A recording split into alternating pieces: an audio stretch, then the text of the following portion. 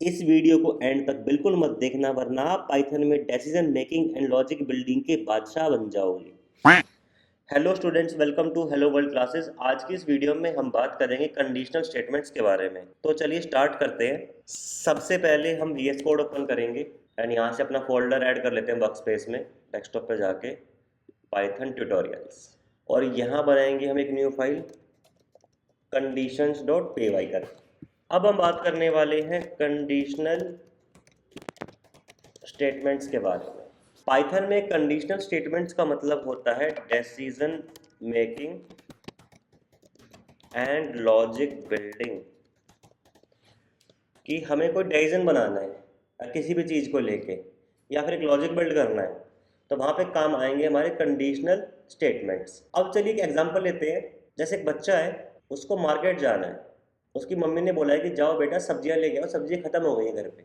अब उसके पास एक अम्ब्रेला है, अब उसको डिसाइड करना है कि उसको मार्केट जाना है तो ये अम्ब्रेला लेके जाए या ना लेके जाए। तो अब क्या करेगा वो? अब अपने माइंड में भी वो बच्चा क्या करेगा?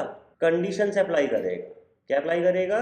कंडीशंस। जैसे कंडीशंस वो ये अप्लाई करेगा कि अगर बाहर धूप निकली है, मतलब अगर सनी डे है, या फिर बाहर बहुत तेज बारिश हो रही है, या फिर रेनी डे है, मतलब या तो बाहर बहुत तेज धूप निकल रही है या बहुत तेज बारिश हो रही है, तो ही वो मार्केट अम्ब्रेला लेके जाएगा, अदरवाइज वो अम्ब्रेला लेके नहीं जाएगा। इसी को रियल लाइफ में बोलते हैं डिसीजन मेकिंग, एंड यही हमें सीखना है कि ये काम हम पाइथन में कैसे कर सकते हैं। अब चलिए शुरू करते हैं।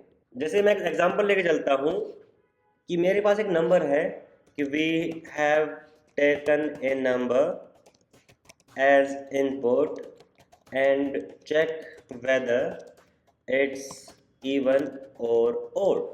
मतलब हमारे पास एक नंबर है, हमें बताना है वो इवन है या ओड है। या फिर we have two numbers, find the largest number between these numbers. मतलब क्या करना है कि दो नंबर दिए हैं, उसमें से बताना है कि कौन सा लार्जेस्ट है। अब ये सब हमें अगर करना है, इसके लिए हमें सीखना पड़ेगा इफ स्टेटमेंट।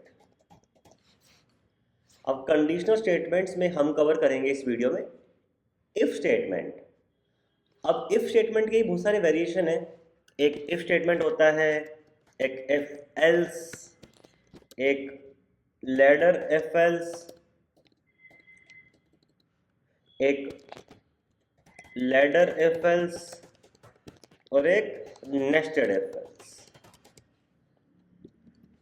तो इसके वेरिएशंस हैं एंड हमें एक एक करके इन सभी को कवर करना है। अब चलिए हम स्टार्ट करते हैं। सबसे पहले देखते हैं एक सिंपल इफ स्टेटमेंट कि इसको हम कैसे यहाँ पे लिखेंगे। उसके लिए क्या है, पहले हमें एक नंबर इनपुट में लेना पड़ेगा। जैसे मैंने लिखा x equals to int of input enter number. तो हमने एक नंबर एंटर कर दिया। अब हमें बताना है वो इवन है या ओड है। अब इवन नंबर कौन से होते हैं? जो 2 के टेबल में आते हैं, मतलब जो 2 से डिवाइड हो जाते हैं। तो हम यहाँ पर लिखेंगे इफ अगर x को मैंने डिवाइड किया 2 से, यानी अगर मेरा कोई भी नंबर है यहाँ पे x, वो कुछ भी हो सकता है, अगर उसको मैं 2 से डिवाइड कर रहा हूँ और नीचे रिमाइंडर आ जाए 0, तो ही वो नंबर क्या है? इवन। जैसे यहाँ पे 4, तो 2 2 जा 4, तो रिमाइंडर क्या आ गया? 0, तो ये नंबर क्या होगा? इवन। तो हमने यहाँ पे लिख दिया कि अगर अपने नंबर को 2 से डिवाइड किया और रिमाइंडर आ गया 0, तो हम प्रिंट कर देंगे इवन। ये होती है एक simple see if statement. And अब चलो इसको एग्जीक्यूट कराते हैं। यहाँ पे हम लिखते हैं नंबर 1 12। यहाँ पे आंसर क्या आ गया? इवन। तो अगर सिर्फ एक कंडीशन है तो आप यूज़ करेंगे इफ स्टेटमेंट। अब यहाँ पे इसका जो सिंटैक्स है उसको समझिए। सबसे पहले आप लिखेंगे इफ, जैसा आपने यहाँ पे लिखा, उसके बाद आएगी कंडीशन। अब कंडीशन लिखने के बाद आप लगाओगे कॉलन। कॉलन का मतलब कि इफ कंडीशन स्टार्ट हो गई है। अब यहाँ पे आपको जो भी स्टेटमेंट आपको लिखनी है आप वो लिख सकते हो, लेकिन ध्यान रहे यहाँ पे आपको देना पड़ेगा एक टैब का स्पेस। स्टार्टिंग में जो एक स्पेस आएगा उसको बोलते हैं टैब का स्पेस। तो यहाँ पे जो ये गैप आ रहा है इसके लिए क्या करना पड़ेगा आपको, वन टाइम आपको टैब प्रेस करना पड़ेगा। बट VS कोड में या आइडियली में आपको एक टैब का स्पेस प्रेस करने की ज़रूरत नहीं पड़ती। क्यों? क्योंकि जब मैं ऊपर होता हूँ यहाँ पे, ठीक है, एंड मैं कुछ भी लिख के एंटर प्रेस करूँगा तो बाय डिफ़ॉल्ट ये अपने आप एक टैब का स्पेस ले लेता है। यानी यहाँ के दोबारा एंटर प्रेस करूँगा तो बाय डिफ़ॉल्ट वन टैब का स्पेस आ रहा है। इसी को बोलते हैं इंडेंटेशन या स्पेसिंग। कि मतलब यहाँ पे एक टैब का मतलब है कि जो हमने स्टेटमेंट लिखी है ये इस इफ स्टेटमेंट के ब्लॉक में है। जैसे बाकी language C plus plus JavaScript वहाँ पे क्या होता है, जैसे हम इफ़ लिखते हैं, इफ़ लिख के कंडीशन हमने यहाँ पे दे दी, उसके बाद हमें करली ब्रैकेट लगाना पड़ता है, एंड करली ब्रैकेट में जितनी नंबर ऑफ स्टेटमेंट हम पास करते हैं वो जाती हैं इफ़ के अंदर। बट पाइथन में ऐसा नहीं है। पाइथन में अगर आप लिखेंगे तो इफ़ लिखेंगे, फिर कंडीशन, फिर लगाएं कॉलन, एंड इसमें आप जितनी लाइंस लिख देंगे सब इफ़ के अंदर आएंगी। बट स्टार्टिंग में एक टैब का स्पेस आपको हर लाइन में देना है। इसका मतलब क्या है कि आप अभी इफ़ स्टेटमेंट के इनसाइड है। अगर आपने एक टैब का स्पेस नहीं दिया, आपने लाइन यहीं से कंटिन्यू कर दी, यहीं से आपने लिख दिया लाइक प्रिंट इवन या प्रिंट और कुछ भी, तो इसका मतलब ये जो लाइन आपने लिखी है ये इफ़ स्टेटमेंट के इनसाइड नहीं है, ये है outside if, outside if statement. और यहाँ पे हम कहाँ हैं, इनसाइड इफ स्टेटमेंट। इसी कंसेप्ट को कहा जाता है इंडेंटेशन। और पाइथन इंडेंटेशन सेंसिटिव लैंग्वेज है कि अपनी मर्जी से मैं एक्स्ट्रा स्पेस भी नहीं दे सकता। कि यहाँ पे ये स्पेस मैंने दिया है, ठीक है, तो मेरा प्रोग्राम चल रहा है, अगर मैं स्पेस अपनी मर्जी से यहाँ पे अगर दे दूंगा तो प्रोग्राम नहीं चलेगा, ठीक है। क्योंकि इसका मतलब तो क्या है, ये इंडेंटेशन है कि आपने इफ स्टेटमेंट के अंदर लिखा है प्रिंट इवन, कि अगर ये स्टेटमेंट ट्रू हो जाएगी कि नंबर 2 से डिविजिबल हो जाएगा तो हम इवन प्रिंट करेंगे। बट इस गैप का मतलब क्या है, इस गैप का कोई मतलब ही नहीं है, ये आपने अननेसेसरीली दिया है। ये आपने ऐसे ही दे दिया, तो इसको आपको नहीं देना, वरना प्रोग्राम में आएगा एरर। क्या? Indentation error. तो इससे बचने के लिए क्या करना है आपको, बैकस्पेस एंड बैकस्पेस। तो गैप वहीं देना है जहाँ पे रिक्वायर्ड हो। तो अभी अगर आप इफ स्टेटमेंट के अंदर जा रहे हैं तो आपको एक गैप देना है, अदरवाइज नहीं देना। अब थोड़ा आगे बढ़ते हैं। इफ स्टेटमेंट हमने समझ ली, डन। अब आते हैं इफ एल्स। अब इस प्रोग्राम को मैं एग्जीक्यूट कराऊंगा एंड यहाँ पे मैंने लिखा 5, बट 5 तो ओड है, तो यहाँ पे कुछ भी प्रिंट नहीं हुआ, ठीक है। क्यों? क्योंकि हमने यहाँ पे कुछ दिया ही नहीं। अगर ए कंडीशन है तो आप लिखेंगे इफ स्टेटमेंट, अगर 2 कंडीशन है तो 2 कंडीशंस के लिए आप लिखेंगे हमेशा इफ एल्स। तो मैं यहाँ लगा दूंगा एल्स। एल्स का मतलब कि अगर ये स्टेटमेंट फॉल्स है, मतलब नंबर 2 से डिविजिबल नहीं है, तो हम प्रिंट कर देंगे यहाँ पे ओड। एंड अब अगर मैं इसको एग्जीक्यूट कराऊंगा यहाँ पे, तो इसमें मैं लिखूंगा 12, अब आया इवन, एंड दोबारा हम चलाएंगे, मैंने लिखा 5, तो अब आएगा ओड।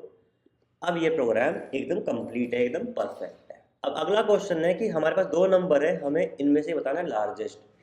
इस क्वेश्चन का आंसर मैं आपको बिल्कुल नहीं बताऊंगा, क्योंकि इसको आप लोग सॉल्व करोगे, तो ये आपके लिए टास्क है, एंड आप इसका सॉल्यूशन निकाल के इसका सही कोड अब आप कमेंट सेक्शन में पोस्ट करोगे। अब मैं आगे बढ़ता हूँ, ठीक है। अब अगला क्वेश्चन क्या है कि we have 3 sides of triangle, कि हमारे पास ट्राइंगल की 3 साइड्स हैं। तो हमें बताना है check whether the triangle they are forming is equilateral और आइसोसेलेस और स्केलर। तो ये करना है हमें। तो अब अभी हमें क्या करना है कि हमारे पास तीन साइड्स हैं ट्रायंगल की, हमें बताना है कि इन साइड से कौन सा ट्रायंगल बनेगा। इक्विलेटरल मतलब जिसकी सारी साइड इक्वल होती हैं, आइसोसेलेस जिसकी कोई भी दो साइड इक्वल होती हैं, या फिर स्केलर जिसकी सारी साइड डिफरेंट होती हैं। अब चलिए स्टार्ट करते हैं। पहले ऊपर वाले कोड को हम कर देंगे कमेंट, कंट्रोल स्लैश प्रेस करके। अब आ जाओ आगे। सबसे पहले हम लेंगे x equals to int of input enter side 1, ऐसे हम साइड 2 लेंगे, ऐसे हम साइड 3 लेंगे, एंड यहाँ पे y आ जाएगा एंड z। अब देखो तीन टाइप के ट्रायंगल है यहाँ पे, एक इक्विलेटरल जिसकी तीनों साइड इक्वल होती हैं, एक होता है आइसोसेलेस जिसकी कोई भी दो साइड इक्वल होती हैं, या तो ये दोनों या फिर ये दोनों या फिर ये दोनों, एंड एक ट्रायंगल होता है स्केलर जिसकी सारी साइड डिफरेंट होती है। तो अब चलिए इसको हम सॉल्व करते हैं। तो हम लिखेंगे इफ अगर x इक्वल है y के एंड y इक्वल है z के, मतलब x y के इक्वल है, y z के इक्वल है। तो इसका मतलब क्या है, देखो x y के इक्वल, y z के इक्वल, इसका मतलब z भी x के इक्वल हुआ। तो अगर तीनों इक्वल हैं तो हम प्रिंट कर देंगे क्या, इक्विलेटरल ट्राइंगल। एंड का मतलब आपको मैंने पहले ही बताया हुआ है, मतलब जब ये भी ट्रू है और ये भी ट्रू है तब आउटपुट आएगा ट्रू, मतलब ट्रायंगल इज इक्विलेटरल। अब चलिए आगे चलते हैं। अब यहाँ पे क्या होगा, यहाँ पे दो कंडीशन नहीं है जैसे इवन ऑड में थी, अब तीन कंडीशन है, या तो ट्रायंगल इक्विलेटरल या आइसोसेलेस या स्केलर। अब देखो ये अब हमने इक्विलेटरल ट्रायंगल की कंडीशन तो अप्लाई कर दी। अब इसके बाद आगे बढ़ते हैं। अब इस क्वेश्चन में दो कंडीशन नहीं है जैसे इवन ऑड वाले क्वेश्चन में थी, इसमें तीन कंडीशन है। तो दो से ज़्यादा कंडीशन के लिए हम यूज़ करते हैं ladder if else, for more than to conditions. ठीक है, तो जैसे मैं लिखूंगा एल इफ। अब एल इफ में क्या आएगा, एल इफ में आएगा हम चेक करेंगे कि ट्रायंगल आइसोसेलेस है नहीं है, मतलब कि कोई भी दो साइड इक्वल। तो हम लिखेंगे X double equal to Y, कि या तो एक्स वाई के बराबर होगा और वाई इक्वल्स टू जेड और जेड इक्वल्स टू एक्स। और का मतलब है कि या तो एक्स वाई के बराबर होगा या वाई जेड के या जेड एक्स के, कोई भी दो साइड इक्वल होंगी। तो हम प्रिंट कर देंगे आइसोसेलेस ट्राइंगल।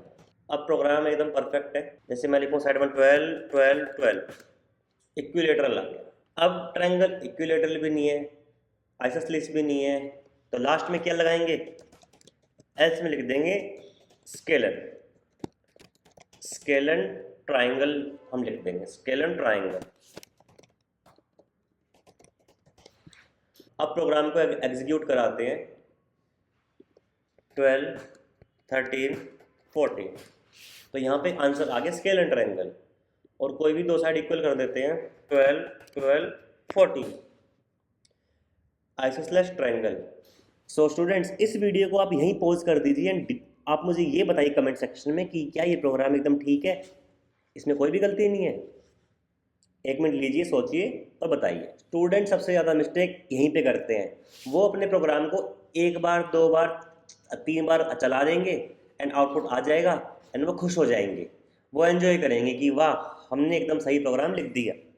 बट ऐसा नहीं है, यहाँ पे एक चीज़ इनकम्प्लीट है। क्या, अब देखो प्रोग्राम को आपको अगर टेस्ट करना है तो इसमें उल्टी सीधी वैल्यू भी डाल के चेक करो कि मैं अगर लिख रहा हूँ 0 0 0, तो क्या 0 सेंटीमीटर साइड का या 0 मीटर साइड का कभी ट्रायंगल बनना पॉसिबल है? नहीं।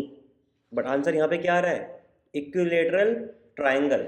अब ये क्यों आ रहा है, देखो यहाँ पे हमने यूज़ किया लैडर इफ एल्स, ठीक है, for more than to conditions, ये आप लोगों को समझ में आ गया। अब दिक्कत सबसे बड़ी ये है कि क्या आपने पहले चेक किया कि ट्रायंगल बन भी रहा है नहीं। हम सीधा जजमेंट दे रहे हैं कि इक्विलेटरल, आइसोसेलेस या स्केलन की। पहले जज तो कर लो, चेक तो कर लो कि ट्रायंगल बनना पॉसिबल है भी या नहीं इन तीन साइड से। ट्रायंगल की एक प्रॉपर्टी होती है, उस प्रॉपर्टी में होता है कि किसी भी दो साइड का सम हमेशा थर्ड साइड से बड़ा होगा। मतलब sum of two sides of triangle is always greater than the third side। कि दो साइड का सम हमेशा थर्ड साइड से बड़ा होगा। ये प्रॉपर्टी डिसाइड करती है कि ट्रायंगल बनेगा या नहीं बनेगा। तो लिखो इफ कि अगर दो साइड मतलब x प्लस वाई का सम कर दूं तो वो z से बड़ा होगा, एंड y प्लस जेड कर दूं तो वो x से बड़ा होगा, एंड z प्लस एक्स कर दूं तो वो y से बड़ा होगा। तो मतलब कि किन्हीं भी दो साइड का सम हमेशा थर्ड साइड से ग्रेटर है तो ही ट्रायंगल बनना पॉसिबल है। तो इस पूरे प्रोग्राम को आप, तो अब आप क्या करेंगे, एक इफ कंडीशन लगा दी, एंड अब यहाँ पे आ रहा है एरर। इसके लिए आप क्या करोगे, आप इस पूरे कोड को आप सेलेक्ट कर लोगे यहाँ से यहाँ तक, एंड आप प्रेस कर दोगे टैब। अब टैब से क्या हुआ, ये वाला इफ स्टेटमेंट जो है अब टैब से क्या हुआ, ये वाला जो लेटर इफ एल्स का ब्लॉक है ये पूरा इस इफ स्टेटमेंट के इनसाइड जा चुका है। इसी को यहाँ पे बोला जाता है नेस्टेड इफ एल्स, कि एक इफ के इनसाइड दूसरा इफ। अब देखो अगर ये कंडीशन ट्रू है कि किन्हीं दो साइड का सम हमेशा तीसरी साइड से बड़ा होगा, तो ही मैं चेक करूँगा ट्रायंगल इक्विलेटरल है, आइसोसेलेस है। अब देख लो, अगर ये इस कंडीशन के अकॉर्डिंग अगर दो साइड का सम हमेशा थर्ड से बड़ा होगा तो ही मैं अंदर चेक करूँगा कि ट्रायंगल इक्विलेटरल है, आइसोसेलेस है या फिर स्केलर ट्रायंगल है। और अगर ये कंडीशन ट्रू नहीं है तो हम क्या करेंगे, यहाँ जाके लिखेंगे else and print sides are invalid to form a triangle. अब ये प्रोग्राम ठीक है एकदम। तो इसको बोलते हैं क्या, नेस्टेड इफ एल्स। एक इफ के इनसाइड दूसरा इफ लगा दिया आपने, ठीक है। एंड अब इस प्रोग्राम को एग्जीक्यूट कराते हैं, एंड मैं माइनस में या कोई उल्टी सीधी वैल्यू दूंगा तब आंसर आएगा कि साइड्स इनवैलिड है, इनसे ट्रायंगल नहीं बनेगा। तो आई होप कि आपको ये क्वेश्चन समझ में आ गया, इसका आउटपुट समझ में आ गया। अगर इसमें कोई डाउट है, आपको कुछ पूछना है, तो आप कमेंट सेक्शन में भी अपना कमेंट डाल सकते हैं। सो स्टूडेंट्स, इस वीडियो में इतना ही। मिलते हैं आपसे अगली वीडियो में।